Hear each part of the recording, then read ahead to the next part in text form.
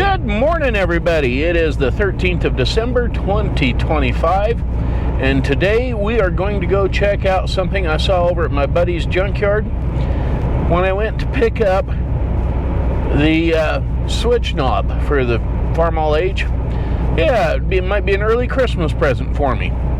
So what I'm looking at today out here at my buddy's junkyard is a 1953 Alice Chalmers CA.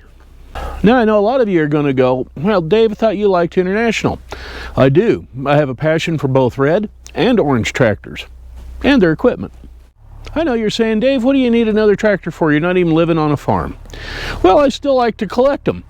And because I have a smaller ceiling height shop and whatnot, and I'm not on the farm, these smaller tractors are becoming more and more desirable to me. And they're easier to work on a lot of times because you don't have such, have to have such big equipment to manhandle the parts and pieces around. Now, I haven't checked this yet, but my buddy says the engine is probably stuck, and all of this loader nonsense is going to come off of this thing, although loader would be somewhat handy. Now, this tractor has some yellow paint shown on it, so at one time it may have been a highway department vehicle, for roadsides or something. But yeah, I don't know. One good thing though is the valve stem on this side isn't rusted through, and that hole on the rim, and these rims are almost impossible to find because they're a spin-out rim. Kind of unique just to the Alice Chalmers CA on a 24-inch rim. The left rear rim has a little discoloration around the valve stem right down here, but it's not bad. So that's a win-win all the way around so far for this tractor. Now, this belt pulley driven hydraulic pump is going to come off of there because that's the one that runs the loader, and there's the hydraulic reservoir and the valve levers for it. So all that's going to come off. Now, the one thing that makes a CA unique over the Model B and regular C is it has live power takeoff, and that's because of this clutch handle right here that works a clutch on the right axle shaft. It does have a fairly rudimentary 3-point hitch on it. That might come in handy and might change it, who knows. If I can find a correct snap coupler 3-point hitch lower arms, I'll go ahead and replace this setup with that. But yeah, other than that, I may end up just getting a correct aftermarket set and putting on here and replacing these goobered up top links that have been mashed down and holes drilled in them to make them adjustable. One thing I found that's a little bit of a concern is somebody broke the nut off the end of that steering shaft, welded the wheel to it. Yeah, so that, I don't know if you can see that weld or not, but that's all going to have to probably be replaced. Another thing that will need to be replaced is the tie rod that goes from the arm here for shifting the steering from one side to the other all the way back, because it has that hydraulic cylinder on it for power steering. Yeah, that kind of goobers the thing up. It comes clear back here to this arm here off the bottom of the steering column. And because that's on there, they buggered up the hood. As you can see here, they put a piece of aluminum in to hold it together. Cut a big old notch in it to put that Charlene power steering pump in it. Well, that needs to come out of there too. I'm quite positive they put that power steering deal on there just to help it because of the weight that would be on the front end of this thing with the loader bucket full of steer manure or whatever they were hauling, rocks or dirt, whatever. On a positive note though, the grill is in relatively a very good condition. A couple little tweaky doodahs right down here, but nothing major.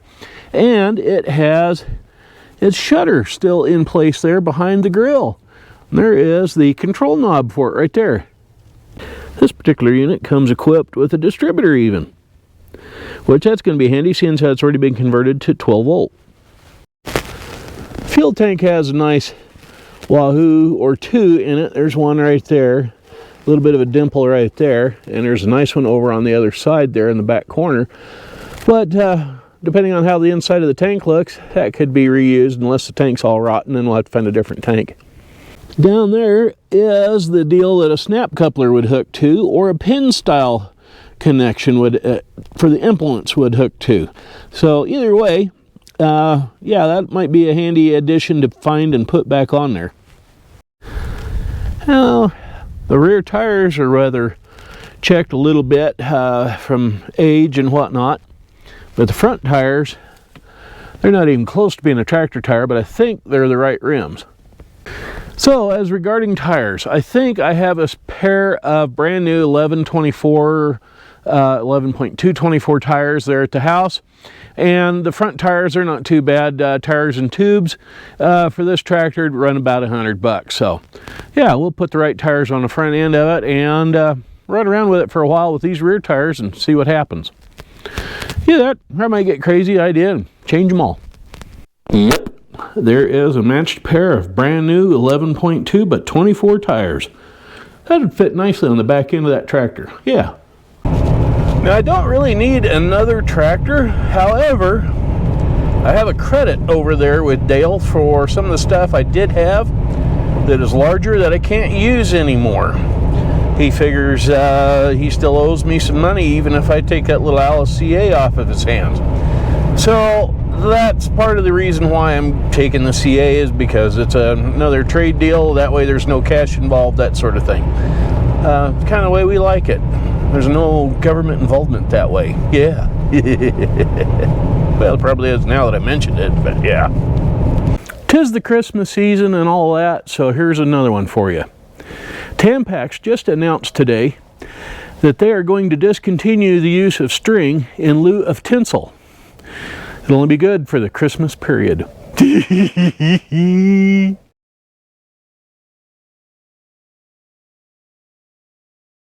Howdy and welcome back. It's a few days later after the little trip over to my buddy's place there to look at that Alice Chalmers CA. And the reason for the addendum, the add-on to the end of this video is I've got some parts. Yeah, hey right there. Any of you recognize that one, you'll know what I'm up to. The 4 piston sleeves have come in. There's a little box in the top of this one. I opened it. It has the rings in it. I didn't open the box, but that's what's in it, so it's labeled as. I'm assuming the piston's inside the sleeve because it isn't in the rest of the box. So it's got to be in there, but there's 4 of those. Got the complete overhaul gasket set and front seal and all that kind of thing. That is in.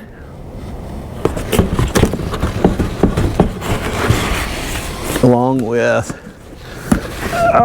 get it out of here. There's the head gasket and the rest of it. Yeah, right there. And this came in from somewhere. I forget where I ordered it. It's the throwout bearing, or the pilot bearing. Yeah, and then we've got this box of stuff from Steiner over here. Let me get into it. Okay, now some of this stuff is from yesterday's tractor, and they're now merged with another outfit. There is the clutch throwout bearing guide. It's aluminum, so I want to check that against the old original one to see what we got going on there. There is the throwout bearing set. Couple of Baldwin filters, some of the lock washers that lock the nuts on the connecting rods, stud bolts for the